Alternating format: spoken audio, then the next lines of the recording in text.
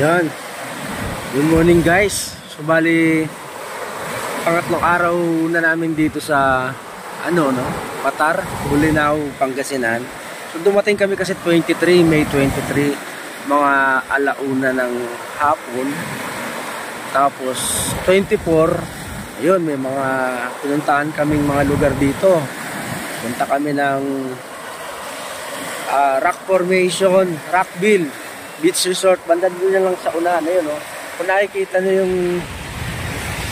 yung bato na yun na may mga tao sa taas, medyo malayo dito banda. Yan. Doon kami nagpunta. Tapos pupunta pa sana kami ng lighthouse, malapit din lang kasi doon. Ang problema, medyo tanghali na, tas ang haba ng pila. So nag-decide naman kami na pumunta na sa kainan namin, yung dun sa may river crossing ba yun? Ngayon, pagdating naman namin doon, sikat kasing kainan yun dito ang haba rin ng pila, ang daming tao. Alas 12 na, pupunta pa kami ng yung Enchanted Cave. Nakapagpa-reserve na kami doon ng alas 3, kailangan alas 3 nandun daw kami. So hindi kami pwede magtagal. Ginawa namin, bumalik kami dun sa may nadaanan kaming Alimango Pigar Restaurant na walang masyado namang tao. Doon na kami kumain.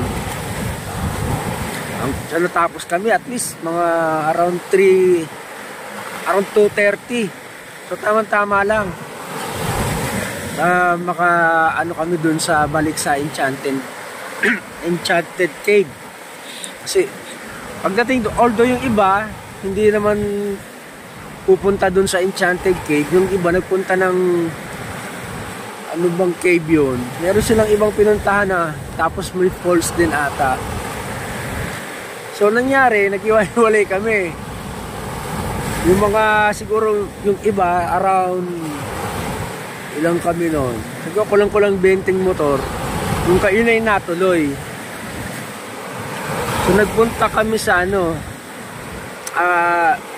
pagkapasok namin doon sa Enchanted Cave, malawak pala yung Enchanted Cave.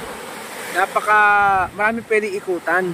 Pwede ka pang kaso ang problema doon sa sobrang lawak, pagka medyo mahina-hina tuhod mo, dahil puro akyatin although may swimming pool din doon. Kasi sa swimming pool, medyo mainit yung tubig. Hindi namin alam kung fix na sadyang mainit yun o ganun talaga. Tapos, doon sa Enchanted Cave, doon ang pinaka-highlight pala noon, yung doon sa magsuswimming ka sa ilalim, doon sa ng kuweba. Doon sa malalim yun. Malamig ang tubig. Tapos yung kuweba na yun, connected yun dito sa dagat na to. Kasi yung tubig doon, maalat din Kasi meron siyang butas doon na dinadaanan ng tubig, papasok doon sa cave na yun. So ngayong araw, pangatlong araw, bang naghahanda sila ng almusal. Ito, nagkape lang muna ako. Napansin ko dito sa tabi ng dagat, medyo maalon ngayon, tsaka malakas ang hangin. Kasi nung dumating kami, banayad lang ang banayad lang ang alon dito Kalmado lang yung dagat Ngayon medyo maalon. Ayan medyo matataas yung wave. Ayan one pantalang nung unang dumating kami dito, halos walang kamakitang ganyan. Banayad lang. Tsaka medyo high tide ngayon medyo malalim-lalim ngayon yung tubig Hapon kasi yung mga ganyang kalayog, natuhod lang yan sa mga naliligo. Ayan. Ayun, yun ba, marami pa doon Pero mas marami ng mga kahapon. Marami yung nandito. Ayun guys, pakita ko sa inyo. Merong barko dun sa unahan, ayun Alam nyo kasi guys, itong dagat na ito, West Philippines ito eh. Medyo malalim yun dyan sa gitna na yan eh. Nakakata na lang ng mga barko talaga yan eh.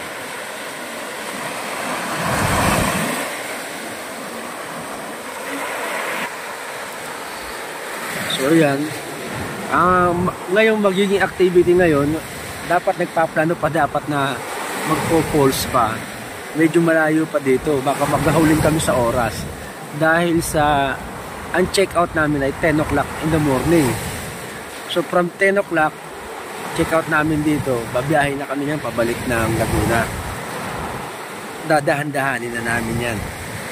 Kasi dadaan pa kami doon sa isa namin kasama na taga rito din lang sa Bulinaw. Dahil umorder sila ng ano, yung mga processed food, mga langgunisa, ganyan, na dadalhin dun sa ano, kasi masarap naman talaga eh.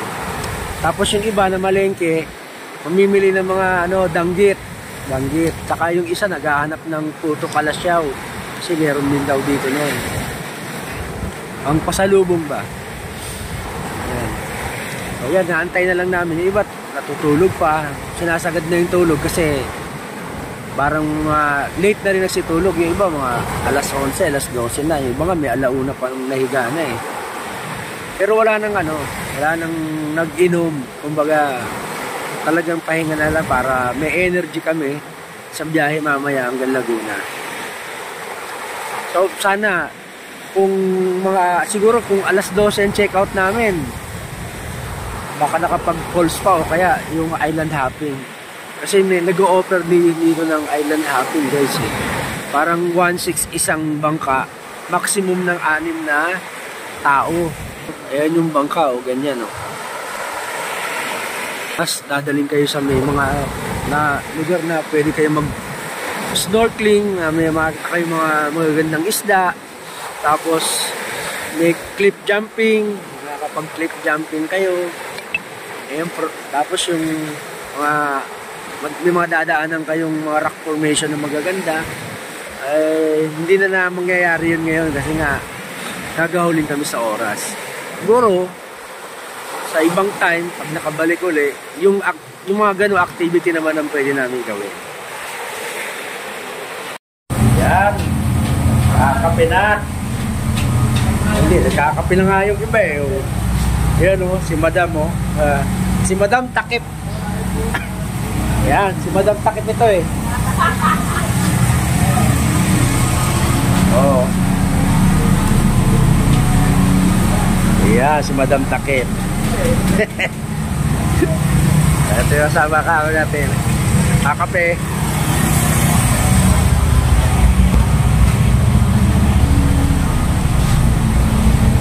Tapos dito sa second floor, may nagluluto, naghahanda ng almusal. Uy, kape-kape rin. Ito na yung almusal namin. Oh. Anong tawag sa Lagunisa ito? Lagunisang Bulinaw? Ano ba? Alaminos. Ha? Alaminos. Yun. Lagunisang Alaminos. Ano ba ang paliwanag? Bakit may toothpick to? Ito ako kumain. Hindi ka na magkakat ng toothpick. Bali yan ang pinakano niya, yung Pinakalak. pinakalak ng ano. Kasi warang wala lang mga bowl eh. No? Yun yung pinakalak niya dun sa ano. Right. Dito sa Laminos, ano mo kung sweet or garlic. Madidistinguish mo. Kasi pag yung sweet, pinakalian yun. Dali yung pangan nila. Ito yung, pag ganito, garlic ang flavor niyan. Pagka nakatali, sweet. Okay. Yun pala yun. Ayan o. Yun o. Magsasangag sila. Ito guys o. Anong isda to? Pampano? Yan ang sa Manila, tawag dyan samaral. Samaral. Dito sa Pangasinan, ang tawag dyan malaga. Ito yung danggit o. Ayan. Yan lang ba? Baka naman madagdagan pa yan. Ito naman ka, talakito. Ay po, sa itong panalo, talakito. Sisigang natin yan. Piniri. Sisigang, panangali, ano pala yan? Bibili si Pepe Louie. May pupunta palengke. Tama. Mas madami makakakain. Para may sabaw. Yan. Halit sa prituhan Kawa. Hindi, all purpose yan eh. Pwedeng pang ano, pwedeng pang magsasangag ka pa eh. Oh. Masarap sila, hindi magkasya yung kawali. Oo, maliit eh. Palak na si Kap Sani. Ito yung taga rito sa Bulinaw na kasama namin, si Kap. Alaminos. Oo. Sa Alaminos ba? Di ba Bulinaw yun? Bulinaw to. Yung sa aming Alaminos yun. Parang boundary lang ano? Pero malapit lang dito. Yun, taga Alaminos pala siya. Alaminos na Gomez. Oo. Ako kasi Gomez din ako. Ito Gomez din. Ito lang, wala akong pinsan eh. Galing China to eh. Kasi nandiyan lang yung mga barko ng China sa labas oh. Hindi kaya itinapon to dito? Singkit eh, singkit eh. Hindi pwedeng Pilipino to eh. Pero maraming Gomez dito guys, di ba? Maraming Gomez dito. Akala niya nga, magpinsan kami. Sabi ko, paano tayo magiging pinsan eh? Pangasidense ka ako eh. Bicolanong Oragon. So ito yung mga ibang kasama namin. Pupunta pa silang palengke. Mamimili sila ng mga pasalubong, yung mga dried fish, tsaka kung ano pa. Ito yung pinuntahan namin dito guys. Patar, Bulinaw, Doklosan, Aiko Beach Resort.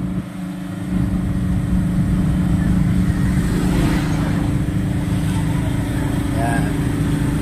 So yung palengke papunta doon sa banda na yon. Pero malayo-layo pa yon. Kaya nga magbumotor sila eh. Ayun. Okay, game na.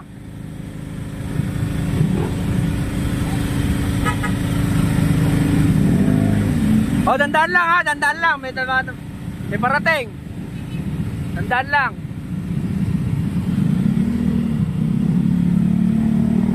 Go.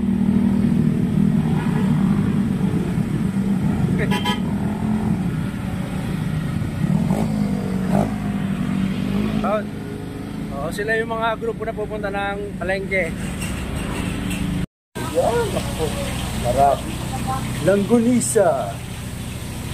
Tayo sasanga. Ito lang yung Samaral daw to eh. Samaral. Tapos ito, talakitok. Yan. Ito yung isisigang. Pala ko ba? Hindi, may pupunta palengke, di ba? Sino? Wala naman daw pagsigang. Paano ba yun?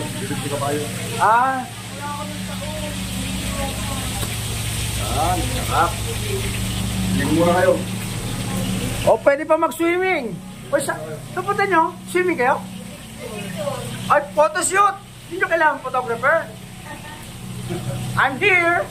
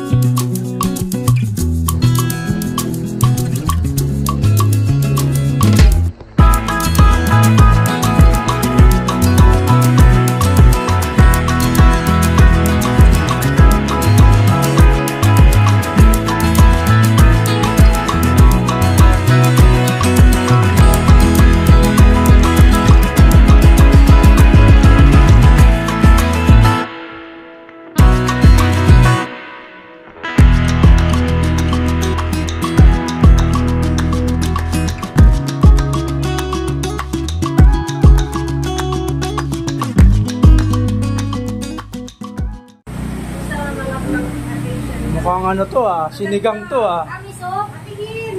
Ha? Hala. Ako na? Sabi ko ba't parang ibang sinigang? Hindi nga pala gabi, miso pala. Sinigang sa miso. Oh, Wow! Tender. Ang talaki ito po.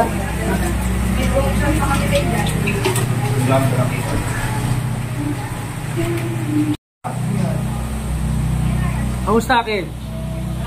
Sarap na? Agad na ba yung asim? Tama. Napaisa pa, dilalasahan.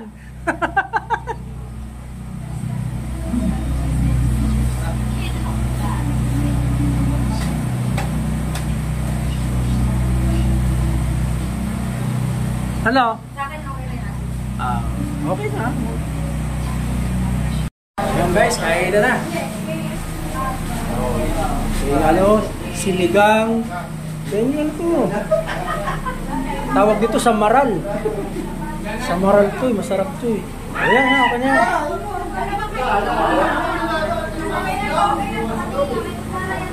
Okay na yan, dami na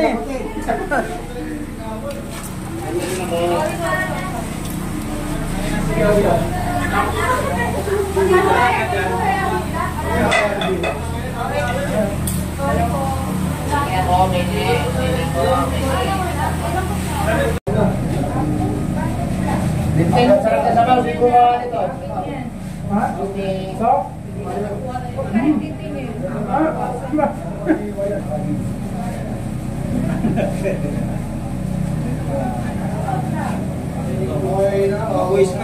Uling kaya namin to dito. Alis na kami pakatapon.